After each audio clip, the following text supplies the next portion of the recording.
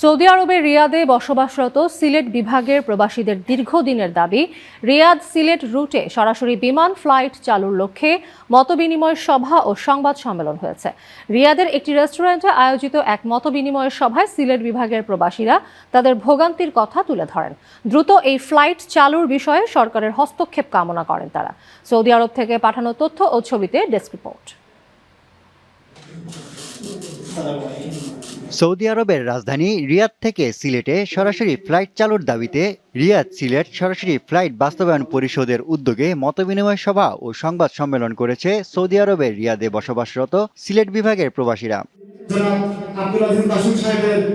পরিষদের আহ্বায়ক আব্দুল আজিজ মাসুকের সভাপতিত্বে এবং সদস্য সচিব মোহাম্মদ ওয়ালিউর রহমান মানিকের সঞ্চালনায় অনুষ্ঠানে সিলেট বিভাগের বিপুল সংখ্যক প্রবাসী, বিভিন্ন সামাজিক ও রাজনৈতিক সংগঠনের নেতৃবৃন্দ সহ বিশিষ্ট ব্যক্তিবর্গ উপস্থিত ছিলেন।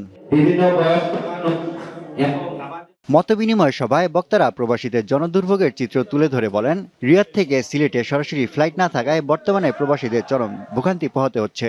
আমরা যখনই রিয়াদ থেকে যাই, ঢাকায় গিয়ে অপেক্ষা করা লাগে, বাসে গিয়ে এখান থেকে অনেক সমস্যা।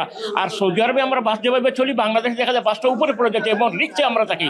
তারপরে নির্গুম অবস্থায় আমরা এখান থেকে যাই, বাংলাদেশে গিয়ে একটু সাফার করা লাগে। রিয়াদ সিলেট রুটে সরাসরি ফ্লাইট চালু হলে লাখো প্রবাসীর যাতায়াত ব্যয় কমবে এবং সময় সাশ্রয় হবে বলেও জানান বক্তারা। আমরা সিলেট বিভাগের মানুষ অনেক দিন ধরে এখানে আছি, 7 লক্ষ মানুষ, এবং সিলেট বিমানবন্দর আন্তর্জাতিক হওয়ার পর থেকে আমাদের জোর দাবি আমাদের রিয়াদ থেকে একটি সরাসরি ফ্লাইট হোক।